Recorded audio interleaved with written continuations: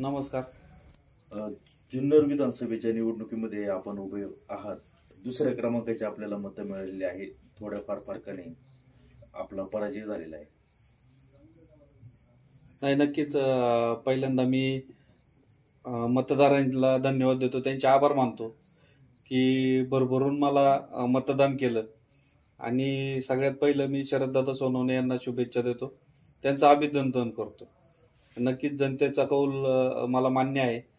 आदरणीय शरदचंद्रजी पवार असतील, उद्धवसाहेब ठाकरे, राहुल गांधी यांचा विचार घेऊन आम्ही सगळे मंडळी काम करत होतो. महाविकास आघाडीतले आम्ही सगळे घटक होतो आणि अतिशय चांगल्या पद्धतीने आम्ही प्रचार यंत्रणा राबवली, प्रचार केला आणि भरघोस असं खरं तर आशीर्वाद मला मतदारांनी दिला, तर त्याबद्दल मी त्यांचेही आभार मानतो.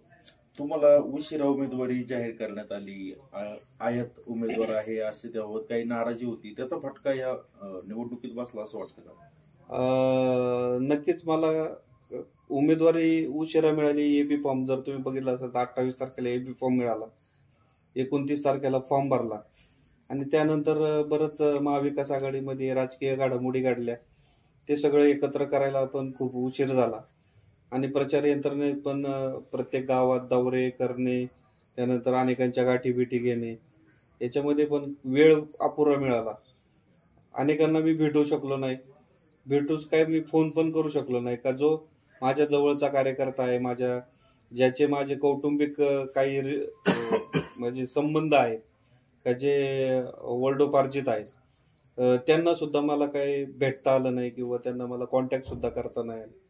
तर हळूहळू मला आता ते लोक सुद्धा आठवत आहेत की मला असं वाटतं का त्यांच्याकडे 5-50 मतं आहेत, परंतु मी त्यांना भेटू शकलो नाही आणि त्यांना मी कॉल पण करू शकलो नाही. वेळोअभावी मला अडचणी तयार झाल्या, तर त्याचा फटका बराचसा मला त्या ठिकाणी बसलाय. नाही, ही तुमची चूक झाली हे मान्य करताय तुम्ही? हा, बऱ्याचशा गोष्टी घडल्या त्याच्यामध्ये. उमेदवारी लेट झाली, मला वेळ मिळाला नाही. महाविकास आघाडीतल्या अनेकांना एकत्रित करण्यामध्ये पण मला म्हणजे राष्ट्रवादी काँग्रेस पक्ष, शरदचंद्रजी पवार असेल किंवा शिवसेना असेल, याच्यामध्ये मेळ घालायला सुद्धा खूप वेळ झाला. त्यामुळे तो फटका साहजिक आहे मला बसला. अजून काय अशा घटना होत्या की ज्यामुळं जनतेने तुम्हाला कमी मतदान केलं? नाही, आता ते राजकीय काही डावपेच आहेत किंवा त्याच्यातून सुद्धा मला काही फटके बसले. शरद सोनवणे यांनी असं आज भाषण केलं. ते म्हणाले की मला आता मंत्रिपदाची संधी आली, जोपर्यंत मंत्रिपद मिळत नाही तोपर्यंत मी जुन्नरच्या भूमीमध्ये पाय ठेवणार नाही.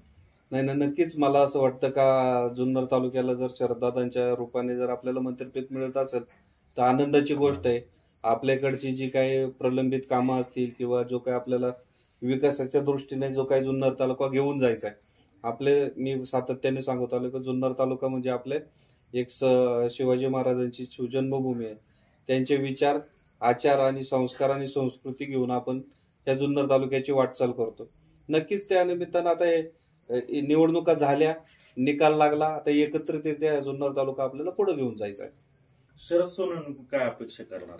नाही, नक्कीच सगळ्यांना बरोबर घेऊन जाऊन दादांनी आता या जुन्नर तालुक्याच्या जे काय आता प्रलंबित आपले प्रश्न असतील किंवा विकासाच्या दृष्टीने जे काय वाटचाल करायची ते आपण सगळे मिळून एकत्रितरित्या पुढे जाऊ.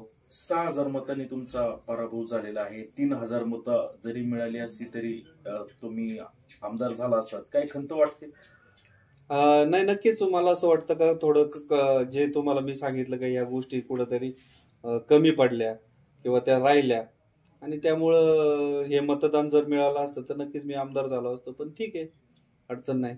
शरद सोनवणे पराजय झाले होते, लगेच जनतेमध्ये ते फिरायला गेले. तुमचं कसं आता दिनक्रम? नक्कीच उद्यापासून मी परत जनतेमध्ये असणार आहे, जनतेच्या सुखदुःखामध्ये असणार आहे आणि शेतकऱ्यांचे प्रश्न असतील, बाकीचे काय का प्रश्न असतील ते सातत्याने रोज उद्यापासून जनतेमध्ये परत हजर आहे. अच्छा, म्हणजे कारखाना धरून की कारखाना सोडून जनते? कारखाना सोडून प्रत्येकाचा एक सगळ्यात महत्वाचं का आज मला जे काही मतदान पडलं त्या लोकांनी माझ्यावर जो विश्वास ठेवला त्या विश्वासाला पात्र राहून मला त्यांची सेवा करणे नक्कीच गरजेचं आहे. विशेष म्हणजे का मी ज्या वेळेला आज बाहेर पडलो या मतदानाच्या, फार मोठा समूह या निमित्तानं मी एकत्र केलेला आहे. अनेक मंडळी मला या निमित्तानं मिळालेली आहे. अनेक नव्याने मित्रपरिवार, कार्यकर्ते असतील, काही ज्येष्ठ मंडळी असतील, हे नव्याने मला आता जोडले गेलेले आहे. आणि नक्कीच त्यांच्या सुखदुःखामध्ये सामील होणं, त्यांच्या अडीअडचणी सोडवणं हे माझी आता जबाबदारी आहे. त्यामुळं उद्याच्या काळामध्ये नक्कीच या ठिकाणी मी त्यांच्याबरोबर त्यांच्या प्रत्येकाच्या अडीअडचणीमध्ये उभा राहणार. कारखान्याच्या माध्यमातून शेतकरी असतील, ऊस असेल, कारखाना असेल, या संदर्भातल्या ज्या काही गोष्टी असतील ती जबाबदारी तर माझी आहेच आहे, ती 100% त्या निमित्तानं मी पार काढणार. तुम्ही मागाशी इथं बसले होता, तुमच्या आजूबाजूला जवळजवळ 15-20 कार्यकर्त्यांचा जमाव होता आणि एक कार्यकर्ता रडत तुमच्या डायरेक्ट मिठीच मारली त्यांनी.